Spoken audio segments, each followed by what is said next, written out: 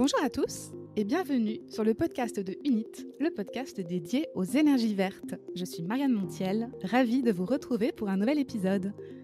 Aujourd'hui, nous sommes sur un épisode un petit peu hors série, un épisode un petit peu exceptionnel, puisque nous allons nous intéresser à une source d'énergie dont nous n'avons pas encore parlé sur le podcast, qui est l'éolien offshore. Alors, l'éolien offshore, c'est une énergie avec le photovoltaïque qui fait partie, disons, des grands chantiers ENR en ce moment en France. C'est une électricité qui est pleine de promesses et qui s'accompagne évidemment d'enjeux et de défis très importants. Pour en parler, j'ai le plaisir d'accueillir aujourd'hui sur le podcast Antoine Gautverneau, qui n'est pas, pour changer un petit peu, qui ne travaille pas chez Unit, mais qui travaille dans une autre compagnie et qui a accepté de venir sur le podcast pour répondre à mes questions. Bonjour Antoine. Bonjour Marianne. Merci beaucoup d'être avec nous. Antoine, tu travailles depuis quelques années pour une compagnie belge, tu habites d'ailleurs en Belgique, et la compagnie pour laquelle tu travailles, elle développe et elle construit des parcs éoliens en mer, notamment en mer du Nord et en mer Baltique. Alors avant toute chose, est-ce que tu peux te présenter ? Qui es-tu ? Comment est-ce que tu en es venu à travailler avec les ENR et notamment avec l'éolien offshore ? Très bien, merci beaucoup Marianne, ravi de faire ce podcast avec toi. Donc, je m'appelle Antoine, j'ai 34 ans et je travaille dans le secteur de l'éolien en mer depuis 2 ans maintenant. Moi, je suis ingénieur dans la construction et avant ça, en fait, j'ai travaillé un peu plus de 10 ans sur des chantiers de construction, d'infrastructures principalement, en Asie du Sud-Est notamment, et aussi donc 4 ans où j'étais responsable d'appel d'offres sur des projets de construction, des projets internationaux. Et donc, en fait, après ces 10 années dans la construction, j'ai voulu un petit peu changer et essayer une expérience dans les ENR, donc dans les énergies renouvelables. C'est un secteur qui m'a toujours, le secteur de l'énergie m'a toujours vraiment intéressé. Toujours ce décalage dans la façon en fait où ces énergies sont présentes quotidiennement et on n'a pas vraiment l'impression qu'elles sont là. Enfin, c'est tellement pour nous naturel d'allumer la lumière et qu'en fait ça fonctionne. D'appuyer sur l'interrupteur et puis tout cool. Exactement. Et donc voilà, ça relie un petit peu mon métier d'avant où enfin voilà, je travaille dans les infrastructures et donc c'est pareil quoi. Enfin, Ouais. je veux dire de prendre le train, la voiture, de rouler sur un pont, ça, c'est quelque chose qui nous paraît tout à fait normal, mais voilà, toute la partie ingénieur derrière pour que tout ça fonctionne m'a toujours passionné.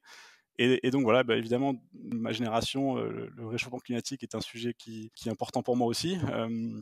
Et donc voilà, j'ai voulu aussi contribuer à ma façon en changeant et donc en étant dans les énergies renouvelables. Et puis alors l'éolien en mer, un peu plus particulier, c'est que je veux pas du tout dénigrer le solaire ou l'éolien sur Terre, évidemment. Ah Hein, non, pas sur le podcast d'Unit pas sur le surtout. podcast. Il y a une partie vraiment ingénierie qui est quand même impressionnante. Voilà, de venir installer ces éoliennes dans des milieux plutôt hostiles, à plusieurs dizaines, voire centaines de kilomètres des côtes. Voilà, il y a vraiment ce côté ingénieur qui m'a passionné ici. Et donc voilà, dans ce secteur depuis 2 ans maintenant. On va revenir d'ailleurs sur cet aspect un petit peu technique, justement, sur ces défis techniques auxquels les personnes qui construisent les parcs en mer sont confrontées. Alors, Antoine, déjà, on va commencer un petit peu de façon générale. L'éolien offshore, donc l'éolien en mer, aujourd'hui, c'est en plein développement dans le monde. L'Agence internationale de l'énergie, donc l'AIE, parle même d'un potentiel quasi illimité en termes de déploiement. Elle estime même que l'éolien offshore va devenir, a priori, la première source d'électricité en Europe d'ici 2040. Donc, c'est vraiment pas rien. Alors, aujourd'hui, on assiste à l'éclosion de parcs absolument gigantesques. Il y en a évidemment en Europe du Nord, il y en a également ailleurs dans le monde. Je voulais te poser la question, je sais que toi, tu travailles en Belgique, mais est-ce que tu as un regard quand même sur le marché français ? Où on en est de cette technologie en France ? Est-ce qu'on a pris, pour faire un mauvais jeu de mots, le bateau en route ou est-ce qu'on est un petit peu en retard ? Oui, alors évidemment, je regarde le marché français, pas uniquement parce que je suis, je suis français d'origine, mais peut-être avant de parler de la France en particulier, c'est peut-être bien de rappeler quand même quelques chiffres en fait sur le développement de l'éolien en mer dans le monde. Alors on attend les derniers résultats pour 2024, mais globalement, dans le monde, on est autour de 80 gigawatts installés, donc qui produisent des électrons, dont plus de la moitié en Chine aujourd'hui. L'année dernière, donc en 2023, il y a eu 10 gigawatts installés, 6 en Chine et 4 en Europe. Et pour avoir un ordre de grandeur par rapport aux autres énergies renouvelables, en fait, en 2023, 400 gigawatts de solaire ont été installés et une centaine de gigawatts d'éolien sur Terre. Donc aujourd'hui, c'est en plein déploiement l'éolien en mer, c'est clair, mais ça reste aujourd'hui une portion assez faible dans la production d'électricité décarbonée. comme je l'ai dit, donc voilà, c'est la moitié, un peu plus de la moitié en Chine aujourd'hui de capacité installée dans le monde. Et ensuite, c'est principalement en Europe du Nord. Alors, il y a quelques exceptions ici et là, un peu en Asie, au Japon et à Taïwan notamment. Mais sinon, globalement, c'est après la Chine, c'est en termes de pourcentage de capacité installée, c'est vraiment le Royaume-Uni, l'Allemagne et les Pays-Bas vraiment qui sont en avance dans les pays européens. Et après ça, voilà, il y a le Danemark, la Belgique aussi. Alors comparé, enfin, il y a une toute petite, on n'a que 60 km de côte en Belgique, mais ça fait déjà plus de 15 ans qu'il y a des parcs qui sont construits en Belgique, donc ils sont en avance là-dessus. Le Danemark, et puis donc voilà, la France aujourd'hui, c'est de l'ordre du pourcent. Voilà. Donc, clairement, on est en retard, mais ça va enfin voilà, on est en train de rattraper ce retard évidemment. Et alors, peut-être quand même un petit point plus géologique sur la partie comment ça se fait qu'en mer du Nord, il y a autant de capacités installées, donc entre le Royaume-Uni, l'Allemagne, les Pays-Bas, la Belgique. En fait, il y a un potentiel incroyable dans la partie sud donc, de la mer du Nord, c'est qu'en fait, il y a un très bon vent avec des eaux peu profondes. Donc, en fait, entre l'Allemagne et le Royaume-Uni, ça va à maximum 60-70 mètres de profondeur. Donc, en fait, c'est parfait pour venir installer de l'éolien en mer parce que c'est peu profond avec un très bon vent. Voilà. Donc voilà un peu pour l'aspect géologique, quoi.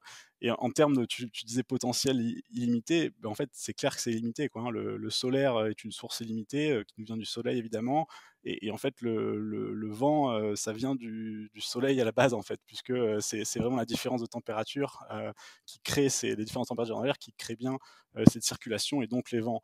Donc voilà, en termes de kilomètres de côte dans le monde, j'ai pas le chiffre, mais bon, c'est plutôt illimité. En France, on est un peu plus de 5000 kilomètres, en France métropolitaine, autour de 5000 kilomètres de côte. Enfin voilà, donc le potentiel, il est clairement là, et notamment en France, avec un très bon gisement de vent. On a le deuxième européen, il paraît, hein.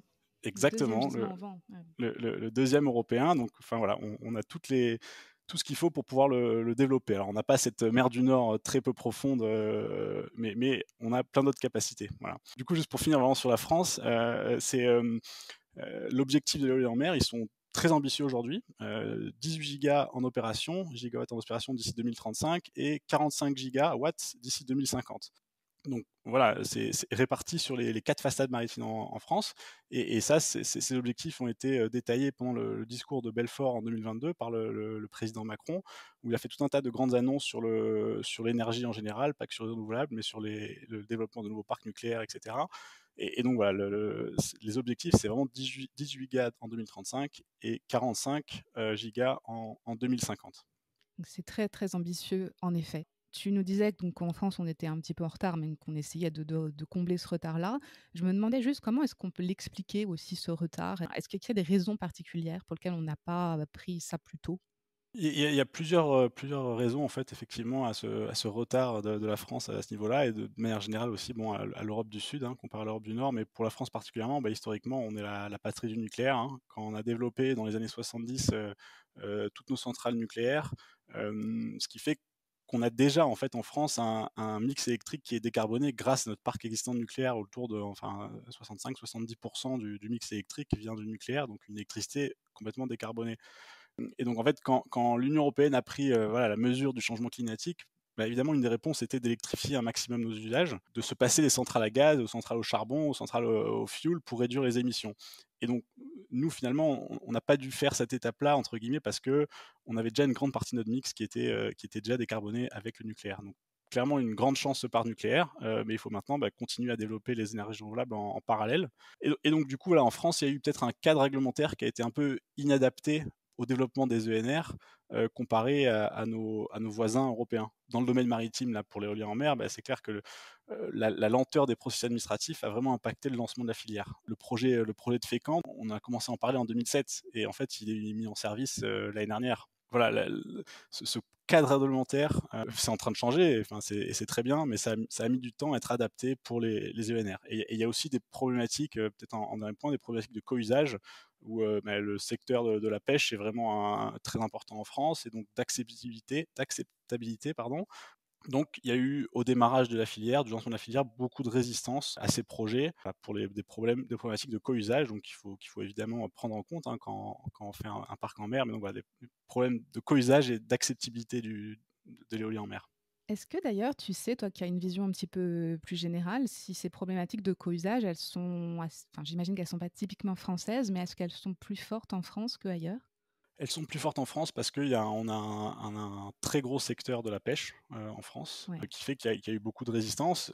Du coup, ça fait encore une fois un cadre alimentaire qui est un petit peu différent suivant les pays. Par exemple, en Belgique, on n'a pas le droit, enfin, les parcs éoliens sont interdits à la circulation maritime, donc il n'y a pas de bateaux de pêche qui peuvent aller dans ces parcs-là.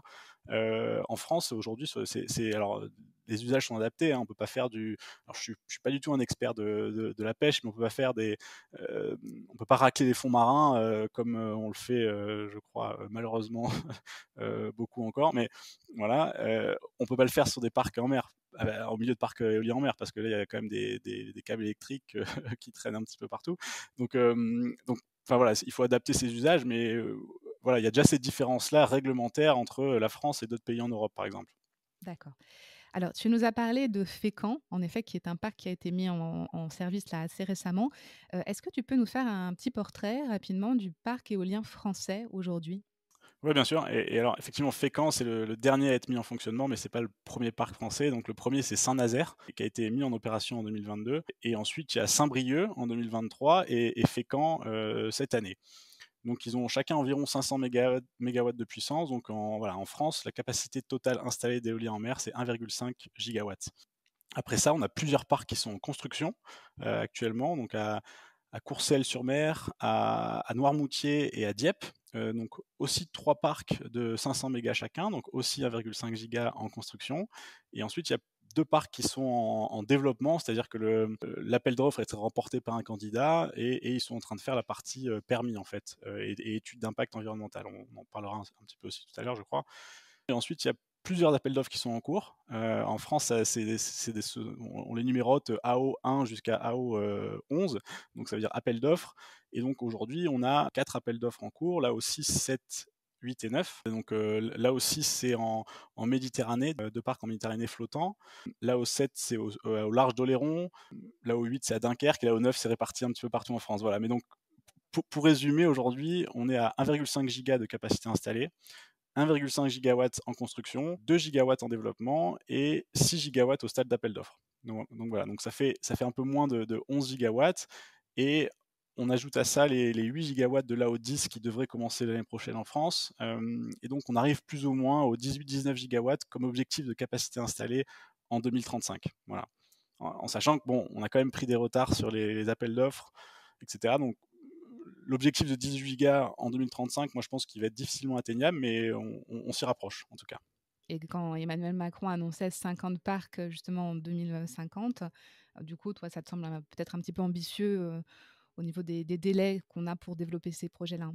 C'est clairement un objectif ambitieux et c'est très bien parce que ça donne Une enfin, perspective. une Mm. perspective pour la filiale et donc une certaine stabilité dans les projets qui vont s'annoncer sur les 2 prochaines décennies. Mais en fait, voilà, il faut continuer à pousser pour atteindre cet objectif. C'est évidemment un sujet très politique, ces sujets d'énergie et les éoliennes en particulier. Donc évidemment que les changements de direction, ça amène pas beaucoup de stabilité nécessaire à ce marché-là. Mais voilà, on voit pas pourquoi on n'y arriverait pas. Quand on se compare à notre voisin européen, en Belgique, en Hollande, en Allemagne, on a un très bon littoral en France métropolitaine. C'est une opportunité majeure de développer ces capacités en France. Voilà. Alors écoute, on va parler un petit peu plus maintenant de fonctionnement. C'est-à-dire, moi, je voudrais savoir ces parcs éoliens offshore. Est-ce que tu peux nous dire comment ils fonctionnent? Est-ce que c'est exactement la même chose que les éoliennes qu'on a sur Terre ou est-ce qu'il y a des spécificités? Alors effectivement, il y a des spécificités entre les éoliennes en mer et les éoliennes sur terre. Alors déjà, le fonctionnement est quand même globalement le même. On a donc c'est l'énergie du vent qui fait tourner les pales et qui alimente un générateur et qui va produire de l'électricité. Donc ça, c'est la même chose. Et donc pour les éoliennes en mer, c'est un courant alternatif comme les éoliennes sur terre, donc qui sont chacune connectées individuellement à une sous-station électrique qui est elle aussi en mer. En fait, chaque éolienne a un câble qui va amener son électricité à cette sous-station. Et de là, il y a un seul câble qui va ramener l'électricité sur Terre. Donc du coup, cette sous-station, elle est faite en fait pour venir élever la tension qui est collectée des éoliennes et ensuite l'injecter sur le réseau sur Terre. il y a quand même des différences de taille et de puissance entre les éoliennes en mer et sur terre, mais aussi de vent. En fait, sur terre et en mer, c'est pas du tout la même chose, puisque sur terre, il y a plein d'obstacles, des maisons, des arbres, le relief avec les collines, etc., qui font que le vent est moins fort et moins constant qu'en mer. Et du coup, en mer, on peut se permettre d'installer des éoliennes qui sont plus grandes, parce que on n'a pas le problème de visibilité qu'on peut avoir sur terre. Globalement aussi, plus on va haut, plus on attrape du meilleur vent, un vent qui est plus important. Et donc, en termes de puissance, des éoliennes sur terre aujourd'hui qu'on installe, c'est de l'ordre de 3-4 mégawatts. Alors que là, en mer, aujourd'hui, on installe des machines de puissance de 15 mégawatts. Donc, c'est vraiment pas du tout la même chose. Et en taille, hein, elles sont plus grandes, tu me disais, hein. Et les 15 mégas, là, aujourd'hui, l'ordre de grandeur, c'est la Tour Eiffel. Ah ouais. De la fondation jusqu'en haut de la pale, c'est de l'ordre de grandeur, c'est la Tour Eiffel. Et ça, bon, les prochaines qu'on est en train de développer sont encore plus grandes. Donc là aussi, il y a vraiment une évolution faramineuse, quoi, hein. Dans les années 90, c'est au Danemark qu'il y a eu les premières éoliennes. On était de l'ordre de 500 kilowatts. Saint-Nazaire, donc les premières installées en France, c'était 6 mégas. Et là, on sait que les grands turbiniers européens, ils travaillent sur une 20 mégawatts qui est encore en R&D, hein, clairement. Et la Chine qui vraiment lead toute cette partie-là sur les éoliennes, qui est très avancée aussi. Et là, très récemment, c'est Dongfeng Electric Corporation qui a annoncé une 26 mégawatts. Et donc 26 voilà, mégawatts, mon Dieu. ça c'est vraiment, enfin bon, ça fait des machines vraiment impressionnantes. Ça culmine à 180 mètres de haut. Le diamètre des pales, là, c'est 300 mètres. Enfin voilà, Ah, c'est dur à imaginer, hein, mais mon Dieu, c'est vraiment un... c'est clairement dur à imaginer. Mais donc voilà, là aussi, la Chine est aussi pionnière dans ce domaine, hein. Donc ça amène aussi des sujets de bon, jusqu'où est-ce que on va aller dans la taille de ces machines, parce que plus elles sont grandes, plus elles sont volumineuses, plus elles sont lourdes, donc plus c'est compliqué à transporter. Donc bon, ça amène quand même pas mal de soucis, tout ce qui est sur toute la chaîne de valeur en fait des éoliennes en mer. Et donc pour les différences entre en mer et sur terre, il y a le facteur de charge qui est donc différent. Donc le facteur des charges, c'est un pourcentage qu'on calcule si l'éolienne devait fonctionner tout le temps à sa puissance nominale, à sa puissance maximale. L'ordre de grandeur pour le solaire, c'est entre 15 et 20%. Donc corrige-moi si je me trompe, hein, c'est plutôt peut-être ton domaine. Et l'éolienne sur Terre, on est autour de 30-35%. Et l'éolienne en mer, voilà, on est à 45-50%. Donc, enfin, je veux dire, on peut vraiment avoir beaucoup plus de production d'électricité avec ces éoliennes en mer. Elles produisent de façon plus régulière, je crois aussi, hein. Elles sont assez peu arrêtées finalement, Oui. contrairement à ce qui se passe sur Terre. Alors le but, c'est qu'elle soit le moins possible arrêtée. Globalement, on parle d'un facteur d'utilisation, c'est 97-98%. Et en fait, les éoliennes, elles peuvent être arrêtées pour plusieurs raisons. La première, c'est qu'il n'y a pas de vent. Donc là, effectivement, en mer, c'est moins le cas que sur Terre. La deuxième, c'est pour le réseau électrique. Donc parfois, le réseau est saturé. Donc quand il y a peu de demande, on arrête certaines turbines. Et il y a un troisième facteur qui est aussi, on arrête les éoliennes s'il y a par exemple des gros couloirs de migration pour éviter de tuer des espèces d'oiseaux tout simplement, ou des chauves-souris aussi. Pour des Donc, raisons voilà. environnementales, etc. Et, Ouais. et, et la dernière raison, c'est la maintenance, c'est-à-dire que il faut changer telle pièce, voilà. Mais globalement, voilà, elle devrait être disponible 97% du temps, 97-90% du temps. Voilà. Dernière question d'ailleurs par rapport au parc. Moi, je suis toujours surprise quand je regarde les images. Elles sont extrêmement espacées. Je crois que c'est près d'1 kilomètre entre chaque turbine. Pourquoi est-ce qu'on les fait aussi loin les unes des autres? C'est une très bonne question. Alors, il y a une première différence. En France, elles sont très espacées. Justement, on en a parlé parce qu'on laisse des couloirs de navigation pour la pêche. Donc, selon l'usage du site, il y a déjà des espacements qui sont différents. Donc, par exemple, en Belgique, encore une fois, c'est beaucoup plus dense. Bon, déjà parce qu'ils ont moins d'espace, clairement, mais aussi parce que c'est interdit de venir pêcher dans cette zone-là. Donc, ça, c'est le premier point. Et le deuxième point, c'est ce qu'on appelle l'effet de traîne, le wake effect en anglais, qui provoque en fait des turbulences des turbines sur les autres. Donc c'est-à-dire qu'en fait, si tu les mets toutes l'une derrière l'autre, en fait, la dernière éolienne, elle va recevoir moins d'énergie que la première parce que c'est elle n'aura pas d'obstacle en fait. Donc ces effets de turbulence, c'est très important. Donc c'est pour ça qu'on calcule le placement des éoliennes suivant la direction du vent, la force du vent, et pour que les éoliennes interagissent le moins possible entre elles. Voilà. Selon la direction du vent, c'est différent, mais on a des ordres de grandeur entre 3 et 10 fois le diamètre des pales, en fait. Voilà, l'ordre de grandeur à garder en tête pour l'espacement des éoliennes. Voilà. Tu l'as dit tout à l'heure, il y a énormément d'avantages, hein, une capacité, XXL, des vents plus forts, un facteur de charge plus important et cetera. Mais ce sont des projets aussi, tu l'as également un petit peu dit, qui engendrent énormément de défis en termes de construction, en termes de maintenance et cetera. Est-ce que tu peux m'en dire un petit peu plus sur les problématiques qu'on rencontre justement sur ces parcs? Le milieu, j'imagine, est extrêmement difficile. Est-ce qu'il y a des problèmes de corrosion, par exemple avec le sel marin, ce genre de choses? Effectivement, on est dans des conditions, extrêmes en fait. Enfin, on est en pleine mer, donc aux vents les plus forts, aux vagues les plus importantes, aux courants les plus importants, donc c'est effectivement, pas le milieu le plus simple pour Non. venir, produire de l'électricité, c'est clair. La la corrosion, bah, évidemment, donc la plupart des fondations sont en acier. Alors il y en a aussi certaines qui sont en béton, mais bon, le problème de corrosion est le même, hein. Alors, la corrosion est un peu moins importante sur le béton que sur l'acier, mais enfin, il faut quand même, y réfléchir un petit peu et donc c'est très important ces éléments de corrosion. Surtout qu'aujourd'hui, on installe des parcs qui sont là pour durer. Aujourd'hui, la durée de vie, c'est entre 20 et 30 ans, entre 25 et 30 ans. Donc évidemment que ces problèmes de corrosion sont hyper importantes et sur la technique en elle-même, c'est beaucoup des techniques qui sont historiquement liées à la recherche pétrolière, en fait, toutes les plateformes oil and gas. On a vraiment récupéré ces techniques-là pour les appliquer à l'éolien en mer parce que On avait la compétence avec exactement, ça, exactement. Et en termes logistiques, on utilise ces géants des mers, ces navires énormes qui vont venir, amener sur place les éléments. Donc voilà, les fondations, la plateforme, la tour et l'éolienne en elle-même, et puis ensuite les câbles et l'association électrique. Mais donc voilà, chacun de ces navires, c'est vraiment ce sont des prouesses technologiques en fait, hein. Il faut venir lever des fondations qui pèsent plusieurs milliers de tonnes et les battre dans le sol pour les ancrer. Comme tu l'as dit, ce sont des défis qui sont colossaux, quoi. Voilà. Et pour la maintenance, bah, c'est évidemment plus compliqué d'envoyer un technicien en mer à plusieurs dizaines de kilomètres des côtes que sur Terre. Tout ça prend des proportions qui sont effectivement qui sont vraiment faramineuses. Voilà. Et sur la construction, moi, j'invite vraiment les auditeurs, parce que je l'ai fait pour préparer un peu cet entretien avec toi, à regarder justement les images, les vidéos de l'installation des mâts, enfin des fondations, puis des mâts, puis des pales. C'est absolument incroyable de voir ces grands bateaux dont tu parles, ces géants des mers qui sont là pour justement positionner exactement à la verticale les différents éléments. On a du mal à se rendre compte quand on n'est pas dans le milieu ou qu'on n'a jamais touché à ces problématiques de construction et qui plus est dans un environnement ou sur un bateau où on est en train de tanguer d'un bord à l'autre, quoi. Donc c'est vraiment, j'invite tout le monde, si ça vous intéresse, à vraiment aller voir, c'est assez impressionnant.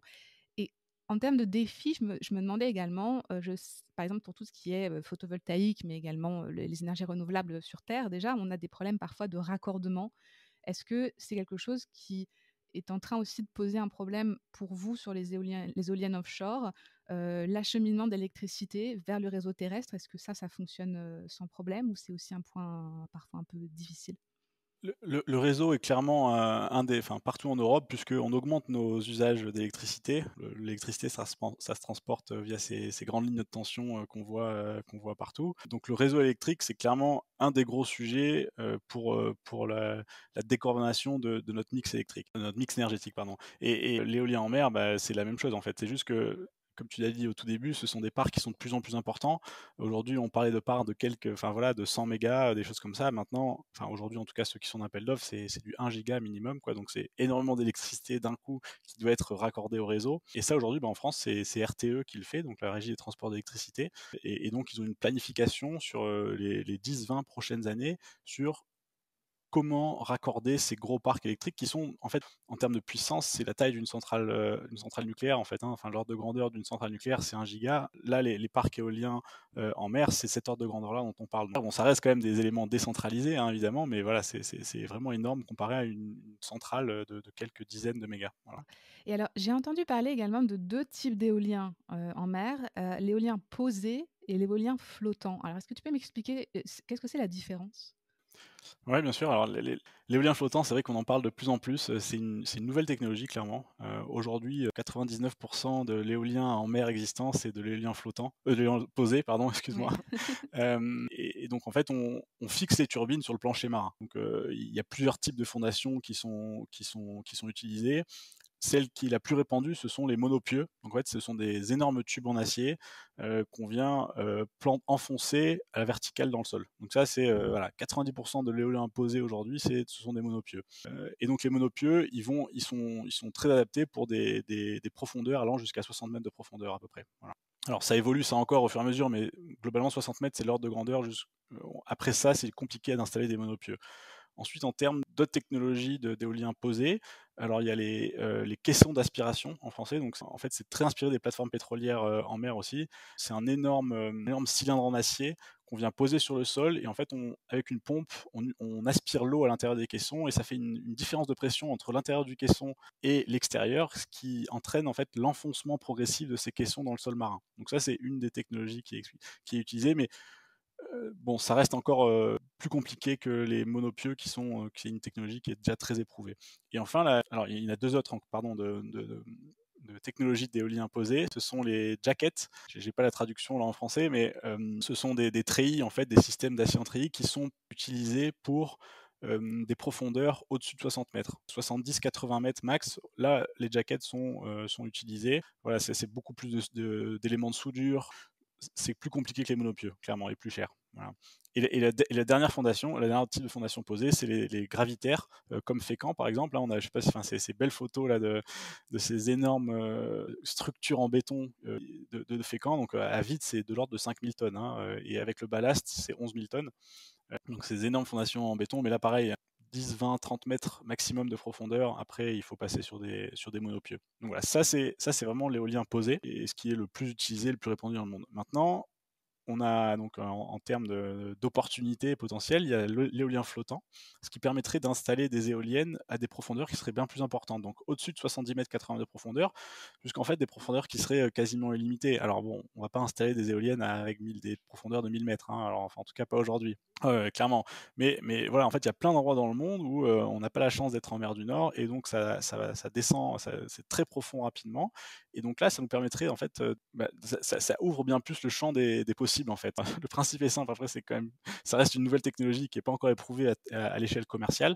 Donc en fait, chaque éolienne est installée sur un flotteur. Il y a plusieurs types de flotteurs, en béton, en acier, avec des formes, voilà. Tous les 2 mois, on a un nouveau type de flotteur qui est lancé dans le monde, mais en théorie, donc c'est un flotteur qui est maintenu en position par des câbles qui, eux, sont ancrés dans le sol. Donc on n'a pas envie qu'évidemment les turbines elles dérivent, voilà, donc Elles partent dans le pays voisin. exactement, donc elles sont quand même ancrées, mais donc c'est bien un flotteur qui tient cette turbine. Aujourd'hui, on a plein de projets pilotes dans le monde, notamment en France. Alors, il y en a 2 en Méditerranée et un dans l'Atlantique, là, avec ce qu'on appelle des projets pilotes, c'est des projets de petite taille, en fait, hein, en Méditerranée, par exemple. Alors, assez récemment, EDF a annoncé qu'un de ces Provence Grand Large, je crois que le projet pilote s'appelle, donc qui fonctionne maintenant, qui injecte des électrons sur le réseau. Et donc, c'est 3 turbines de 10 mégas qui sont flottantes à une profondeur de plus de 100 mètres. Et donc, elles sont au large de Fos. Et donc, il y a plein de projets pilotes. Et ces projets pilotes, ensuite, voilà, on va l'étudier pendant 3, 4, 5 ans pour voir comment la technologie fonctionne, comment est-ce qu'on peut en fait développer cette technologie à l'étape commerciale avec des parcs de plus importants. Et en France, il y a l'AO5, donc au sud de la Bretagne, donc remporté par le consortium BayWa et Elisio, donc nous sommes allemands et belges, pour un parc de 250 mégas avec une technologie flottante. Alors ils ont annoncé, il me semble, un flotteur en béton, mais enfin tout ça, ça reste à approuver. Et donc ils sont dans la pleine phase de développement pour lancer ce premier parc à l'échelle commerciale en France, et ça serait un des premiers au monde d'ailleurs. Je me pose la question par contre, alors tu nous parles donc de flottant, c'est-à-dire d'une technologie nouvelle qui est en train d'être développée, qui doit faire encore ses preuves et cetera, mais qui, je pense, va coûter assez cher. Est-ce qu'un mégawattheure qui est produit dans de telles conditions, il peut demeurer compétitif? Et d'ailleurs, qu'est-ce que c'est le prix du mégawattheure aujourd'hui, pour l'éolien flottant? L'éolien flottant, ne pourra pas être compétitif avec du solaire, par exemple. Voilà. Mais donc, en fait, c'est pas tant la distance en nombre de kilomètres, la distance en termes de kilomètres des côtes qui est importante. C'est évidemment, plus les câbles sont longs, plus ils sont chers, mais ça pèse assez finalement peu dans le capex, dans les coûts d'investissement totaux du projet. En fait, c'est surtout la taille de ces flotteurs et la logistique liée à ces flotteurs. C'est-à-dire qu'on doit bouger des énormes pièces d'acier et de béton aujourd'hui. on n'a pas d'infrastructures qui soient prêtes en fait à recevoir ce type de projet. C'est en cours de développement, mais il faut vraiment adapter toute cette chaîne logistique qui ne l'est pas aujourd'hui adaptée pour de l'éolien flottant. Plus la maintenance, j'imagine, qui doit coûter aussi. Complètement. Alors les sujets de maintenance, c'est un gros sujet dans l'éolien flottant, mais l'idée, ça serait de pouvoir en fait, s'il y a un problème de maintenance, on vient rapatrier l'éolienne flottante à un port pour pouvoir faire la maintenance de manière bien plus efficace qu'en mer. Ça, ça a été fait récemment en Norvège sur un projet pilote en Norvège, et donc ils ont ramené il faut décrocher les câbles. Alors, techniquement, c'est des projets titanesques, mais l'idée, c'est de pouvoir justement les ramener au port, faire la maintenance et les remettre en position. Voilà. Donc, en ordre de grandeur, c'est 2 fois plus cher aujourd'hui que le posé, que l'éolien flottant est 2 fois plus cher que l'éolien posé, et donc ça sera difficilement compétitif avec du solaire. Mais en fait, ils sont pas là, les avantages, ils sont surtout dans la complémentarité avec le solaire. Aujourd'hui, le solaire, ça fonctionne très bien sur la journée évidemment, mais aussi globalement d'avril jusqu'à septembre-octobre. Et en fait, l'éolien, les vents sont plus importants en hiver, où la demande est la plus forte. D'ailleurs, en France, en Europe, on est plutôt dans des pays tempérés, et donc du coup, la demande d'électricité est bien plus importante en hiver qu'en été. Et donc, en hiver, c'est là où l'éolien prend le pas. Et c'est intéressant parce que hier, donc le dimanche 24 novembre, il y a eu le pic de production d'électricité de l'éolien. Alors éolien en mer et en terre, on est arrivé à plus de 30% de notre production d'électricité qui était grâce aux éoliennes. Donc bon, c'est plus de 30%. Alors c'est dimanche. On avait choisi la date d'enregistrement en fonction. On avait prévu le coup. Exactement. Bon, c'est un dimanche, c'est-à-dire que la demande était au plus bas, évidemment, mais c'est quand même ça montre que les énergies renouvelables et l'éolien en particulier pénètrent de plus en plus le réseau. Ce qui est important de comprendre, c'est que si on veut décarboner notre mix, en fait, ça ne sera pas fait avec une seule technologie, mais avec tout un panel en fait de différentes sources d'énergie. Et clairement, les éoliennes ont une très grande place à jouer dans le sujet de décarbonation, et notamment les éoliennes en mer. Voilà. Alors, on va aborder un autre thème qui est particulièrement important, c'est tout ce qui touche à l'aspect environnemental, aux enjeux environnementaux, écologiques, et cetera, de biodiversité notamment sur ces projets-là. Je voudrais savoir, Antoine, comment est-ce que ces enjeux sont intégrés dans le développement des projets, alors qu'aujourd'hui la protection des mers, des océans, c'est vraiment quelque chose qui touche, non seulement les associations de protection, mais aussi le grand public. On y prête une grande importance et on y fait de plus en plus attention. Alors comment est-ce que c'est intégré dans vos projets? Ouais, alors c'est évidemment très important de parler de ça, hein. Enfin, l'éolien en mer doit se conformer aux normes environnementales françaises, européennes, comme tout autre projet. Donc en fait, avant de décider l'endroit où on va faire le parc, en fait, il y a tout un tas d'études d'impact environnemental qui sont effectuées sur la biodiversité marine, sur les oiseaux, sur l'impact social avec les problématiques de la pêche dont on a déjà parlé, ou alors le tourisme. Donc en fait, il y a toutes ces études qui sont faites en amont. Alors en termes régulatoires, ça change vraiment selon les pays en Europe. Mais en France, une partie de ces études sont faites par l'État avant de décider des zones sur lesquelles ils souhaitent installer des éoliennes en mer. Pour choisir ces sites, il faut vraiment choisir des sites qui ont en même temps une très bonne ressource en vent, évidemment, mais d'un autre côté, qui ont le moins d'impact possible sur son environnement. Et une fois que ces études sont effectuées par l'État, en fait, alors en France, hein, le lauréat d'un appel d'offres, il va à nouveau faire toutes ces études d'impact environnemental qui durent 2-3 ans en moyenne. Donc c'est là où on va en fait vraiment analyser les mammifères marins, l'impact sur la ressource halieutique, etc.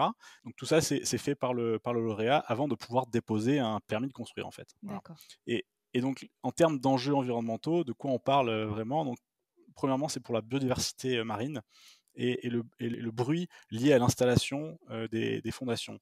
En phase de chantier. Voilà, en phase de construction exactement, donc principalement dans le cas où on a des éoliennes donc posées avec des monopieux. Les éoliennes flottantes, on n'aura pas ce problème par exemple de bruit parce que bon, c'est juste des petites fondations pour ancrer les câbles. Donc c'est un point positif en plus pour les éoliennes flottantes. Mais donc aujourd'hui, les principales nuisances, c'est vraiment pendant la phase d'installation avec le son, le bruit lié au battage de ces énormes pieux dans le sol. Et il faut savoir que le son se propage différemment dans l'eau que dans l'air. Et en fait, aujourd'hui, la régulation, alors en France, je ne sais pas quelle est la régulation. En Allemagne, c'est 60 décibels. Alors 60 décibels dans l'air, c'est très faible, hein.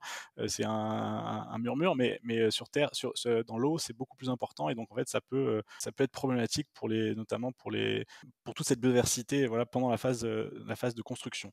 Pendant la phase d'exploitation, c'est d'autres types de problèmes. En fait, c'est surtout lié aux oiseaux et aux chauves-souris. Et donc là, un des premiers points, c'est d'analyser tous les comportements migratoires des différentes espèces pour éviter d'installer un parc éolien en plein milieu d'un passage migratoire. Ça, c'est un premier impact, c'est donc éviter en fait ce problème-là. Et ensuite, on a tout un tas de solutions. Et un dont on a déjà parlé, c'est d'arrêter les pales pendant, alors encore une fois, je ne suis pas du tout un expert de ça, mais pendant la période, des grandes périodes de migration, en fait, on arrête les pales et puis pendant quelques jours, une semaine, on ne fait plus fonctionner les pales. Voilà. C'est ce qu'ils font déjà sur le terrestre, hein, déjà, je crois, hein. Il y a Exactement, des systèmes exactement. comme ça. Ouais. Ouais, voilà. Et après, voilà, bon, sur les oiseaux, je sais qu'on en entend énormément parler, notamment par les politiques, comme quoi les éoliennes détruisent la population des oiseaux. Mais en fait, c'est peanuts comparé aux autoroutes, aux pesticides. Enfin, on est vraiment, c'est une toute petite portion, mais ça cristallise beaucoup les débats. En tout cas, c'est évidemment très important de répondre à cette problématique. Voilà. Et il y a quand même pas que des soucis. Une conséquence quand même qui peut être positive de ces parcs éoliens en mer, c'est vraiment l'effet récif. En fait, toutes ces fondations qu'on met dans l'eau, elles finissent toujours par être recouvertes par toute une biodiversité autour de ça. Et alors moi j'adore aller plonger. Et en fait, on peut le voir, hein, je veux dire, aujourd'hui, si on va voir des épaves en mer, c'est un effet absolument incroyable où il y a toute une biodiversité autour de cette épave qui se développe en fait. Et donc c'est la même chose avec ces fondations. Donc ça attire une biodiversité qui est très abondante et on peut se permettre de jouer un petit peu avec le design de ces fondations, la manière dont elles sont fabriquées pour avoir des petits recoins, des choses comme ça, ce qui est fait dans le béton, notamment sur Fécamp, pour qu'il y ait cette biodiversité qui se développe. Et en plus de ça, on peut y avoir un effet en fait d'habitat protégé, en fait dans le cas où les bateaux n'auraient pas le droit de venir pêcher dans la zone, donc ce qui n'est pas le cas en France, hein.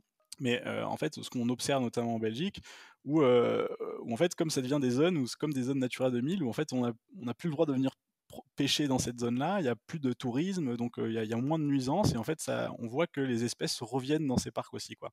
Alors, je dis pas qu'il y a pas du tout de bateaux dans ces parcs-là, parce qu'il faut quand même faire de la maintenance, etc. Mais on observe cet effet-là qui est donc positif sur la biodiversité marine. Voilà. C'est intéressant de voir comment, en effet, ces défis, ces enjeux sont pris en compte.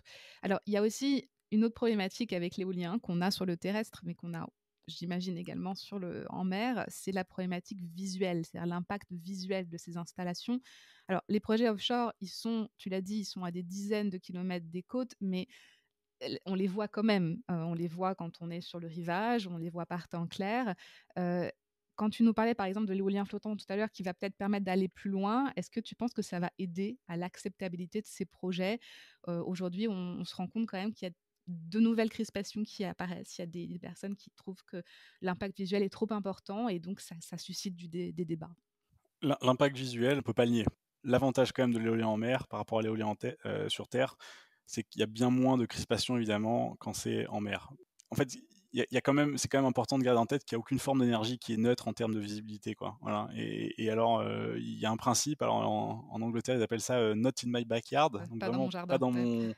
pas chez moi, quoi. Donc l'objectif, c'est quand même d'avoir un mix électrique qui est décarboné, mais on veut pas le voir et que le moins d'impact possible. Mais en fait, ça n'existe pas, quoi. Donc voilà, l'importance quand même de l'éolien en mer, c'est qu'il y a moins ces sujets liés aux riverains, tout simplement. Il y a encore les problèmes de co-usage avec la pêche qui sont très importants et c'est très important de réagir et de faire en sorte que ces sujets soient le moins impactants possible. L'acceptabilité passe par beaucoup de choses différentes, que ça soit voilà, de la formation, faire beaucoup de pédagogie en fait sur ok à quoi ça sert, pourquoi c'est là, pourquoi est-ce qu'on les a mis là.